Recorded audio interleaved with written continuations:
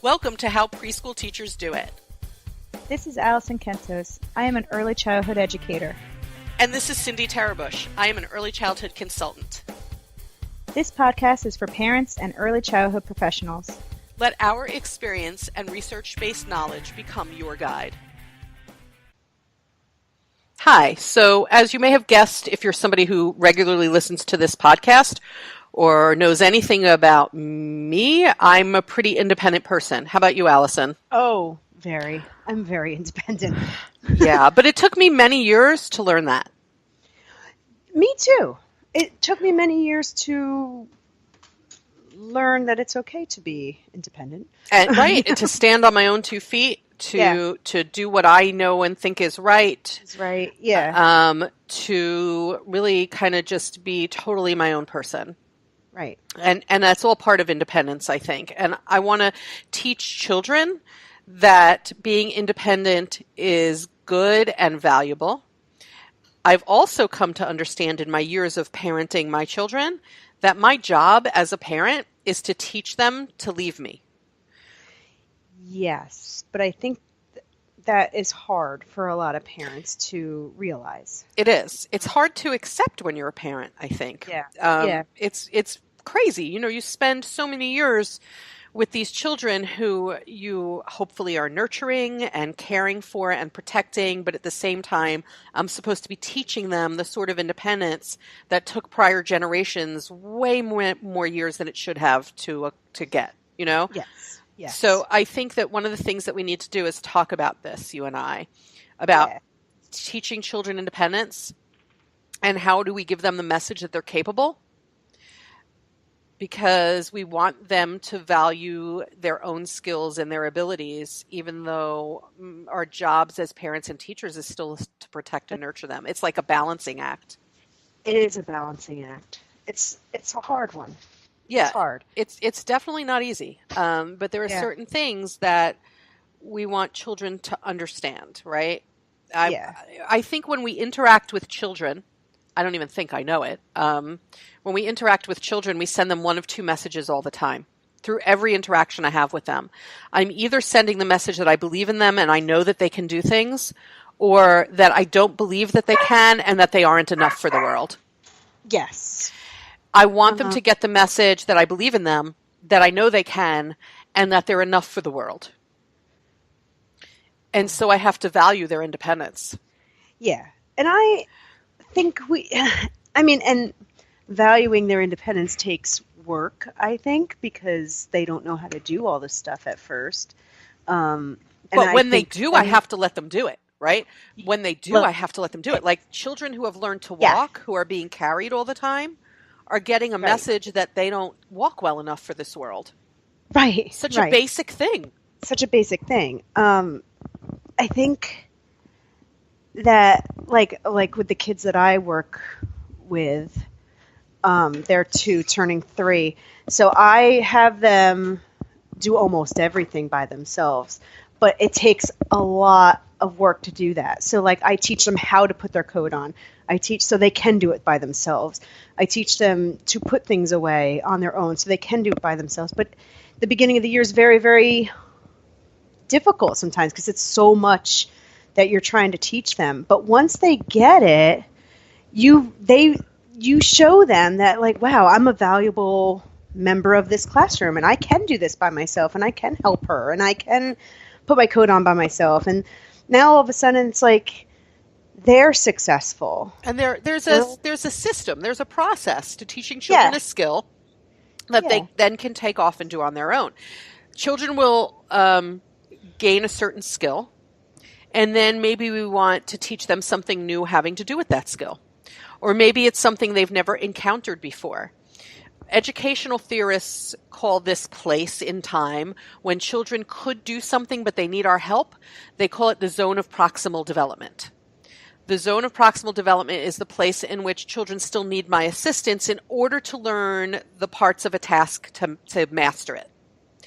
So for a while, the child could be in that zone of proximal development having to do with putting their coat on. For a while, they could still need my help. Right? So for a while, I'm going to offer that help. And then eventually the child will have practiced the individual skills to do that enough where I will turn around and all of a sudden I'll see the child put their coat on themselves. Yeah. And the day that I see that should be the last day I help them with their coat. Right. Unless they really are struggling because they are bundled up for winter or something and can't get it on. Right. But aside from that, if the child then comes over to me and is like, do my coat for me, my answer should be, I know you can do it yourself. Right. Right? Right. And offer them a way to do it themselves. Yeah. I really so firmly believe in once you can do it, run with it, because I now have a new skill to teach you. Right.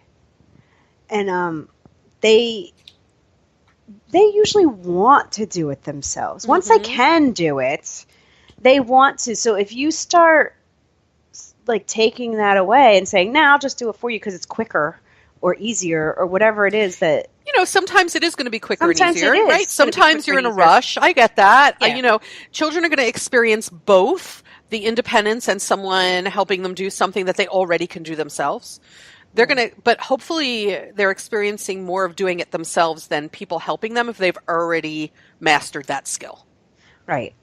And then they're going to want to move on to another skill, which might be learning how to zip up the jacket or button the jacket, so that you can always be building on these skills that they learned, and then it's building their independence, and all of a sudden they're getting themselves ready in the morning, so, which is kind of what you want, when I hear parents say, "Oh, I dress my 7-year-old in the morning," I'm sort of like, what? Yeah, that was my first. What? What? You're 7, right? You're 7. And I'll look at the parents and say, well, I hope that your child's acquired the skills to dress herself by now, and there are other things you could be teaching her. I think parents, in particular, are sometimes afraid that if I acknowledge that you're mastering all these skills, you won't need me anymore, and that's so not true, folks. That's so not true, because that is the opposite of true. That's one of those. What is that? What are we calling it these days? Fake truth? Faking truth? That's fake news. Weird truth? I don't know. It's not true. It's just not true. Yeah. My children who are in their 20s still need me, just for different things. Right. I'm an adult. I still need my mom. Right. There are times I call my mom. I still rely on her. I mean, I still talk to her. I mean, it's a little bit of a different relationship. It's more of like a friendship kind of now, but there's still times that I still need her. And I still need her to be my mom. That's right. That's right. But my mom will tell this. I mean, she says this all the time. She goes, she prided herself that she raised us so that she could let us go. Yeah, I take great pride in that about my own children too. Yeah, because she's like, I didn't raise you to stay forever. She goes, you guys are in your 30s now. You should have a life of your own. And that's kind of what you want. You want to, what is that? Give them roots, but also grow their wings? Is that what something like that? You want to, you want to give them a place that's a safe harbor, but let them go. I take great pride in it with my own children. My kids they love to tease me because I talk about parenting and teaching, and, they just love to tease me about it. And my kids will sometimes say things like, at the end of the day, when some kids go home, their parents are baking cookies, and I would go home and say, I'm hungry, Mom, and she'd say, the kitchen is right over there. And I'm like, yeah, I did. I said, the kitchen is right over there. You can go take something. But now what I have is 2 young men who actually can cook for themselves. Yeah. Right? And that's such a good skill, because a lot of kids that are your child, your kids are like what, 20, 21? My youngest is 21. Okay, so kids that are that age don't know how to do that anymore because they weren't taught that. Yeah, they don't know how to boil water. No, my kids know how to do that. My kids know how to fend for themselves. They know how to do laundry. They know how to clean. They know how to do all these things, and they know how to do it because I was like, okay, great, you know how to do it. You do it. Now you do it. Now you do it. Now you do it. And the kitchen is right over there. Yeah. Another thing that I think is important when we're teaching children about independence is teaching them the value of making choices. Yeah. It made me sad when you said there was a 7-year-old girl that's not allowed to dress herself. Yeah. Because my first thought was, wow, her choices were all taken away. Yes. Do you know what I mean? That was my first, besides the independence, it was like, wow, she can't choose what she wants to wear. I don't know. You know? I mean, I just feel like there's a lot less choice there. And actually, when we give reasonable choices that are acceptable in the situation, we let children experience the joy of a good decision or the fact that there is redemption if they make a mistake. Right. Which is a life lesson. It's a life lesson. I mean, I had a mom come to me in the beginning of the school year this year and said, I can't get here on time because it takes forever for my daughter to pick out. We're fighting over what she can wear to school. I'm like, let her wear whatever she wants. Let her wear what she wants. And I said that to her. I'm like, let her wear whatever she wants. She goes, well, she wants to wear leggings and a tutu. And I'm like, let her wear it. She's fine. Free. Yeah. And then the mom later on, like a week later, she goes, oh my God, thank God you said that. It was like I gave her permission to do it, because she thought she was going to get judged for letting her child wear these like mismatched outfits. And no, it's part of independence. It's part of independence. You can dress yourself. Go have it. Go at it. Yeah, her morning was so much easier now. And I said, and then if you have like an event, like you have to go to church and you had to dress up a little bit more, then say you could pick from these 3 outfits. Right. Or I've had parents say, well, I can't let my child feel so independent and choose their own clothes because my kid would pick summer clothes for winter. And I always look at the parents then and say, put the summer clothes away in a box in a closet so that all of the choices are winter clothes. Are winter clothes. Yeah. Right? I mean, it has to be choices within what's acceptable. Yes. But a child who's able to dress themselves should be applauded for that. A child who's able to walk independently, feed themselves independently, go in and take a little snack, they should be applauded for that. And I really think that we should be teaching children those skills in early childhood classrooms too. Like maybe I shouldn't be dishing out your snack all the time, and maybe I should be teaching children to dish out their own snack.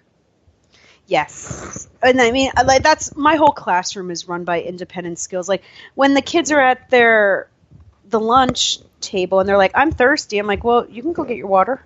It's on the counter. You can go get your water bottle. Go get it. You don't need me to do that. You can do that. And now they just do it. They don't, but we should be teaching that in the classroom. Yeah, I was in a school recently, and snack was one of their free choice options. So they could go to the dramatic play area, the block area, the library area, all the areas that are set up around the room. And at one table, there was a teacher assistant with snack.